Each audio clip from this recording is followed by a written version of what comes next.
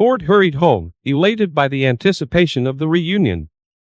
The business trip was planned to last until the beginning of January, but he had successfully managed to solve all the cases much earlier, and it was the real happiness to meet Christmas with his beloved wife in his cozy apartment on the 7th floor of the new building, which he had bought just before his wedding, so that he would have a place to bring his wife and start a happy new life.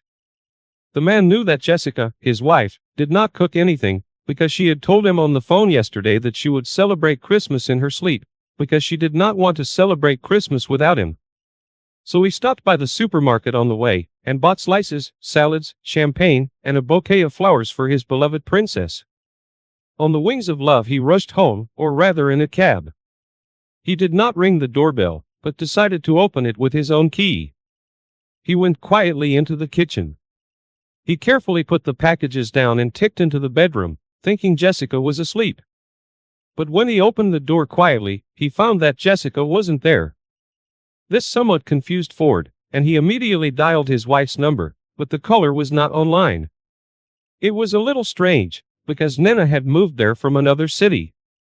They had met by correspondence, and she didn't have any family or friends or colleagues here, because Jessica didn't have a job yet. She tried to find a job, but she had had no luck for almost a year. So where could she go? Ford asked himself, but he couldn't find an answer. He dialed more and more of her number, but it was unavailable. The man put the groceries in the refrigerator, dressed the Christmas tree, and decorated it with lights, but Jessica never returned.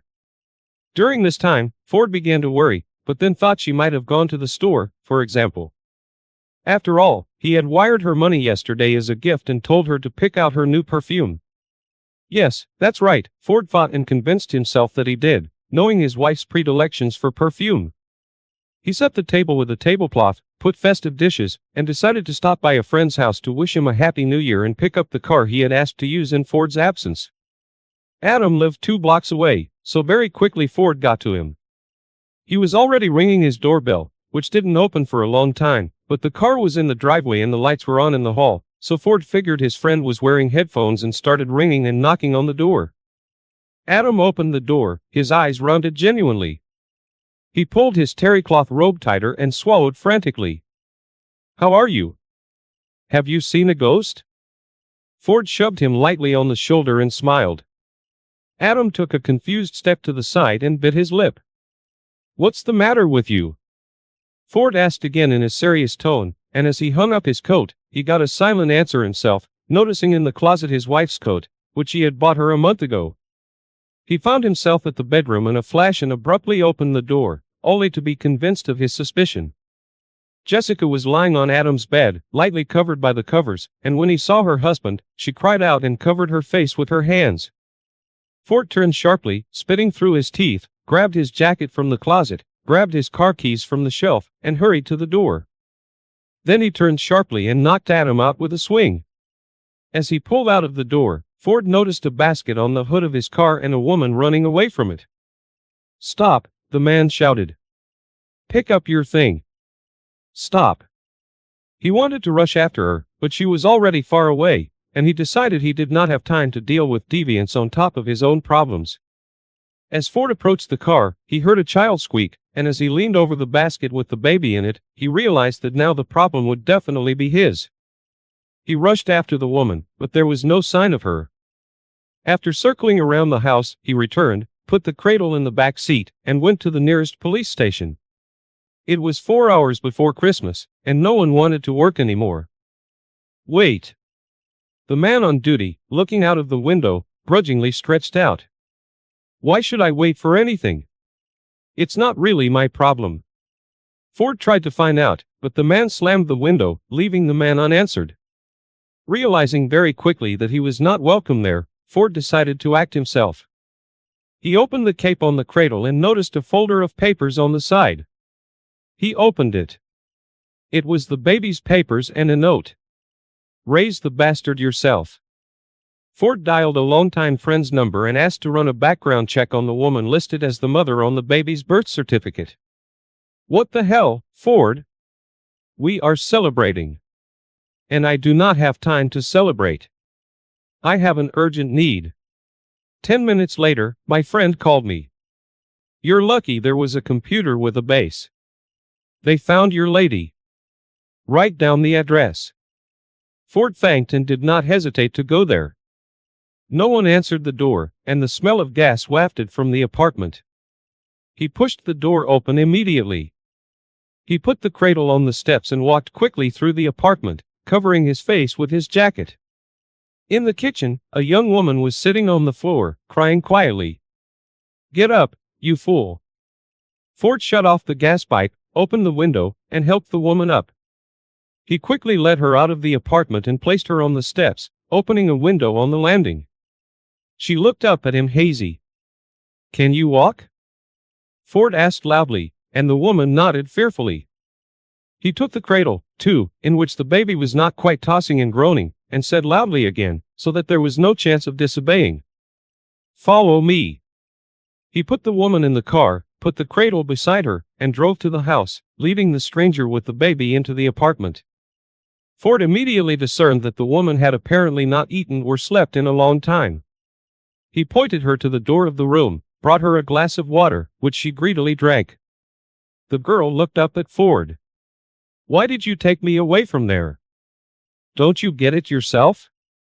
I don't want this life. I don't want it. Let's see what you say in time. Sternly replied Ford. Why did you decide to give me your child? Not you. Adam. I put the cradle on his car, said the woman quietly. No, it's my car. Adam used to take yours for rides sometimes. It is not mine, she said and cried. He's the last bastard. I hate him. Don't get me started. Come on. I've got enough problems myself. Go wash your face and tell me what's going on. What's your name, by the way? Melissa. Are you from the countryside? No. My parents named me after their favorite actress. Melissa washed her face and returned to the room, sat down on the sofa, and asked for water. Ford brought a glass, and after drinking the water, she began the conversation without too many reminders. I interned under him. We started dating. He promised to marry me. He spoke well, asked me out on a date, and on March 8th, he invited me to his place, laid the table, gave me a bouquet. That was the first time I drank wine and my head started spinning. I came to my senses in the morning in the same bed with him. I'd never been with anyone before. After that, he started avoiding meetings with me, and I couldn't find room for it all because of what had happened. I had been dreaming about something else. I had no intention of getting involved until I was married. I was cursing myself, and when I found out that I was pregnant, I went to him. He said that it was my problem and that it was up to me. I wanted to have an abortion, but when everything was ready and I was invited, I ran away. I couldn't kill a living thing. Melissa cried softly. Her frail shoulders shuddered, and Ford felt sorry for her, and a wild anger boiled over at her former friend. When my belly became visible, my parents kicked me out of the house and told me to give up the baby. I wanted to write a renunciation, but I couldn't. Kind people helped with things for the baby, and when I came with him to my grandmother's old apartment after the maternity hospital, my parents found out and gave me 3 days to vacate the apartment or get rid of the baby. She wiped away her tears. I did not know what to do. There was no money and nowhere to live. I called him again, but he immediately told me to forget his number. Ford sighed heavily. He'd never imagined that the man he'd been friends with since high school could turn out to be such a jerk. Stop crying, Ford said calmly. When the baby reminded herself, Melissa pulled him out of the cradle and cried again. I don't even have anything to change him into, and he's wet. Ford noticed the tenderness in her eyes as she looked at the baby, and her heart squeezed with sadness. We shall solve it in a moment. He left the apartment and came back in 5 minutes with a large bag.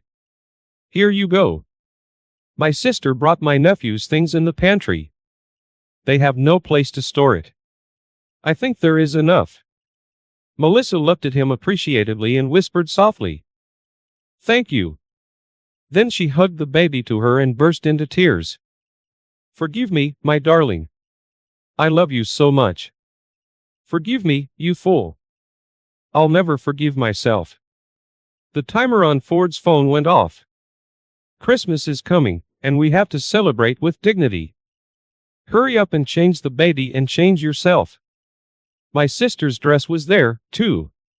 He went into the kitchen, got a bag out of the refrigerator, and started opening containers, transferring food to salad bowls. Melissa, did you change your clothes? Yes, I'm feeding my son, the woman answered quietly, and after 15 minutes, she added, well, that's it. He ate and fell asleep.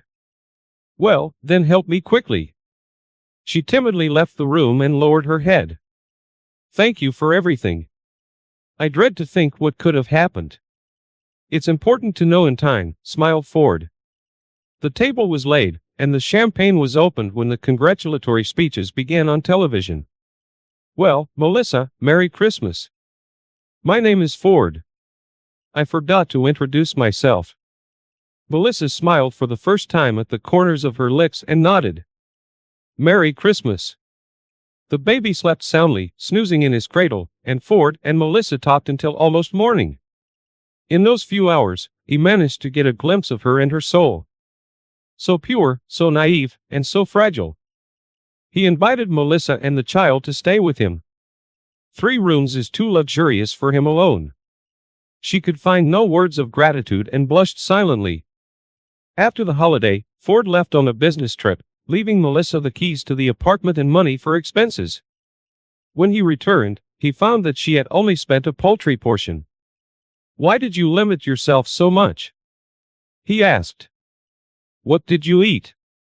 I bought all the cheapest. I don't want to burden you. Come on, Melissa. It was my last business trip. I got a promotion. I'll be an office worker now. Let's agree that you will no longer save money and will cook a full meal for both of us.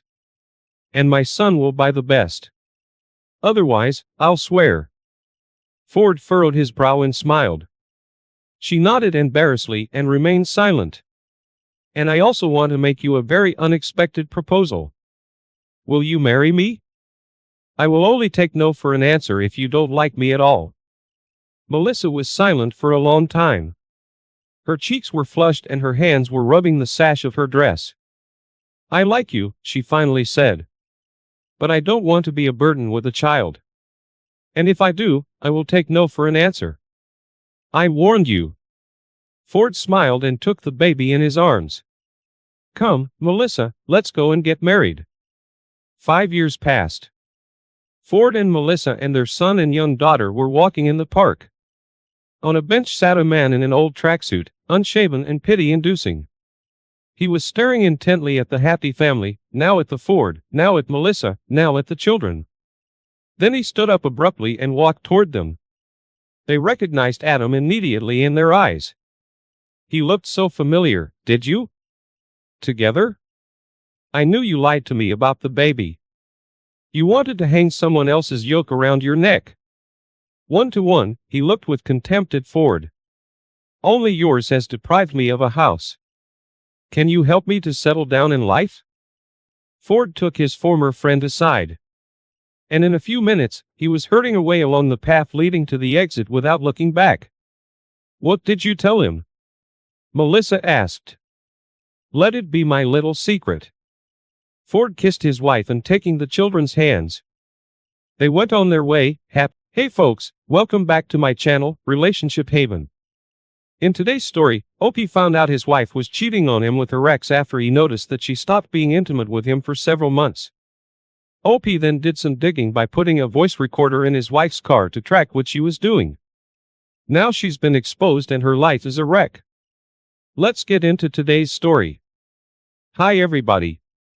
When the intimacy between me and my wife ended, I posted on the Dead Bedroom sub to find out what was going on. I received great support from the community, which led me to put a voice recorder in her car. Now I have proof that our problems were not caused by the reason she tells everybody, that I'm basically not enough. She does all the work around the house, etc.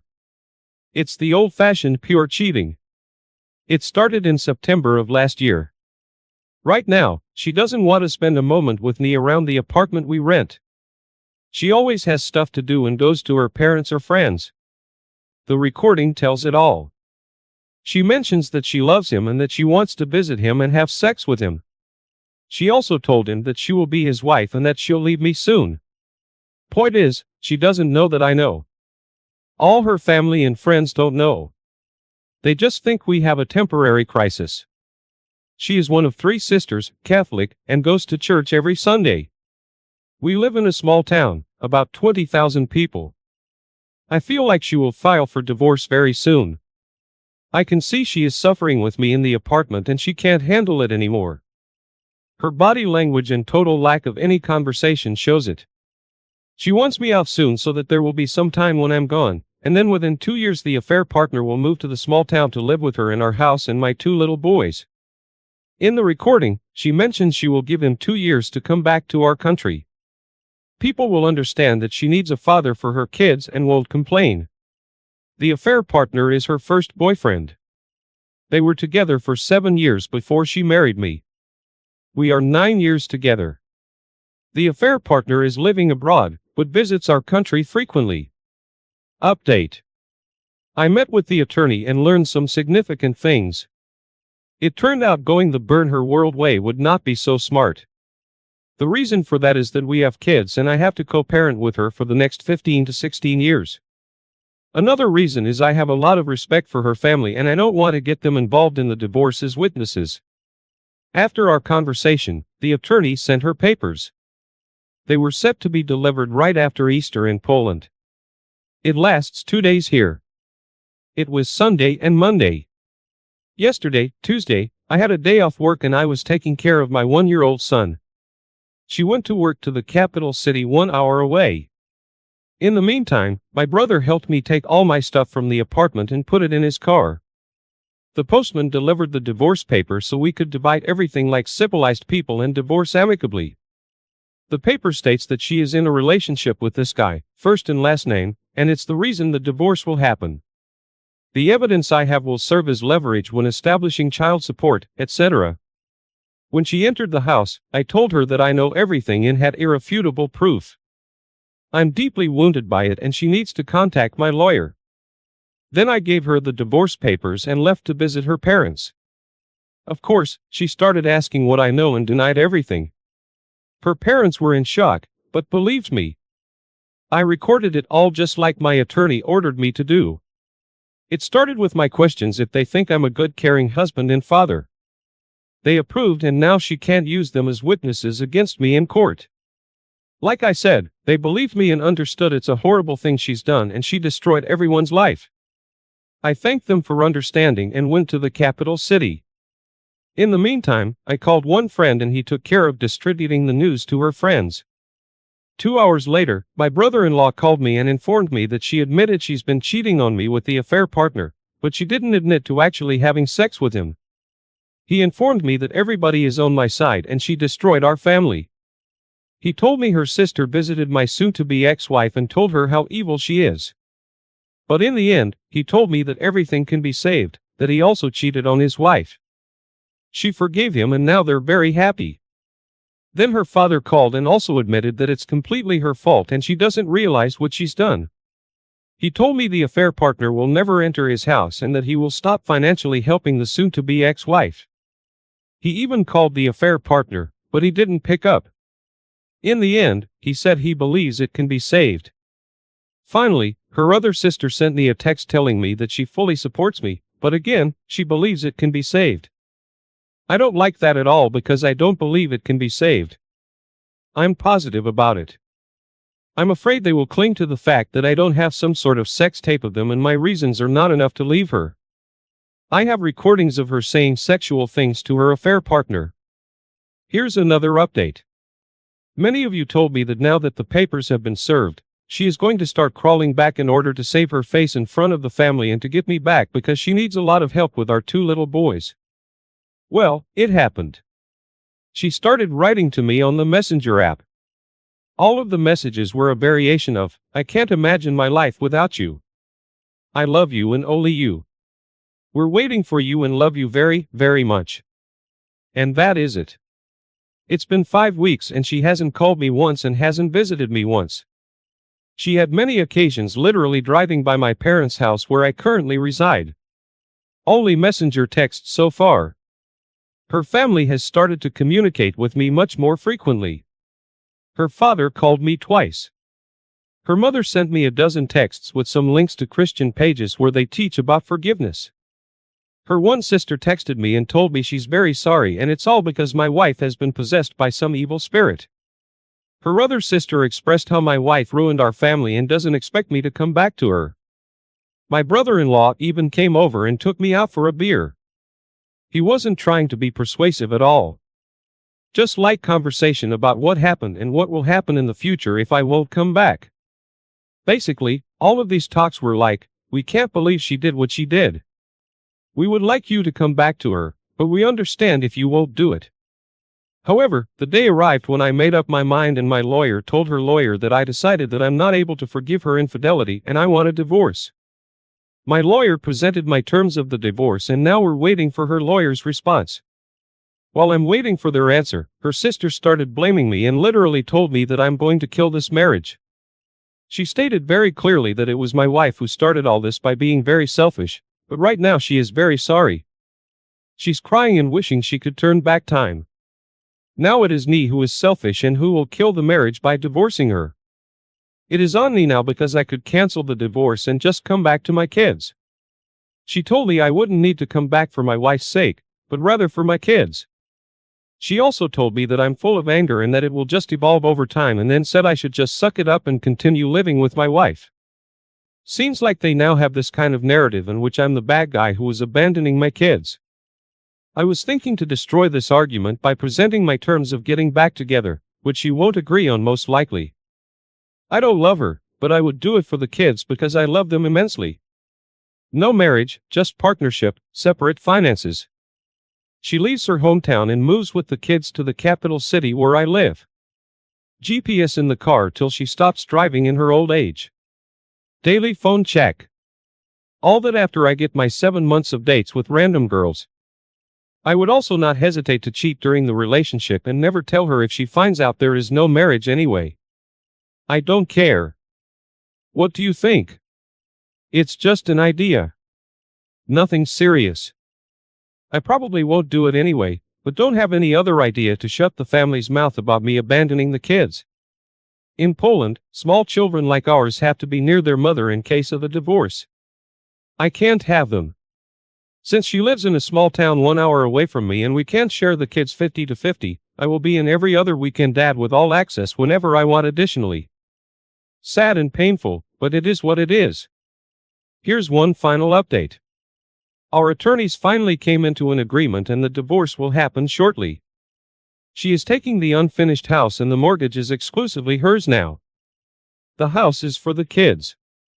I don't want anybody to tell me in the future that I caused the selling of the house as part of my revenge for her infidelity. However, I am taking what I put in it and that amount is not bad at all. The child support amount is not bad either. Plus, we agreed that she will be dropping the kids off in my place in the capital city every other weekend. I'll just have to drive them back. Now, I see my kids almost every weekend, but it is not enough for me. It causes me so much pain that I can't handle it sometimes. I just can't allow for my 1- and 3-year-old boys to live without a father because of a woman who can't behave. I just wish I could have them, but that's not possible because of the law in Poland. I will have to start driving there in the middle of the week or something to survive. As for her, she keeps messaging me that she loves me, wishes she could turn back time and that she is suffering because of her deeds every day. She softened to a point when she even told me that she no longer thinks checking her phone would be treating her like garbage. She told me we could move out of the small town to the capital city. She agreed to tell me everything about the affair, every detail of it, if I'll take her back. She came to my parents and apologized. Something must have changed. Somebody must have told her something. She's willing to do everything now and actually showing some remorse. Last time, she messaged me this. Thank you for not selling the house and ending it with me amicably. Agreeing to our terms also means accepting the divorce. I will have to agree in court, but let me just tell you that it will not be true. I don't want this divorce and love you very much. I know you don't believe it and I understand it, but I want you to know that I hope I will have a chance to prove my love to you one day. I love you and am sorry for everything. There are no words to express how I regret all this. Things like that sway me and don't help me with the healing process. I would be a liar if I told you her words don't affect me. The vision of my boys growing up in the capital city instead of the small town is tempting. I really believe she has a hard time alone with two small boys, but she did what she did. She cheated and ruined it all. I thought it was going to be better with time, but the wound heals very slowly. You gave me a ton of reassurance that I'm doing the right thing and I know I am, even though it's hard. Opie, here are my thoughts on the situation. I think where you need to go from here is to figure out why your wife is so remorseful all of a sudden. My guess is that she was deep in the fog affair and now that she's realized all the damage she's caused, she is now pleading for mercy. Don't fall for the trap, OP. It's also possible that her affair partner broke up with her and wants nothing to do with her anymore. I understand that you think staying with her will be best for the kids, but that will come at the expense of ruining your mental health. If you take her back, you will never be happy and will be reminded every single day of your life of what she did to you. Don't put yourself through that, OP.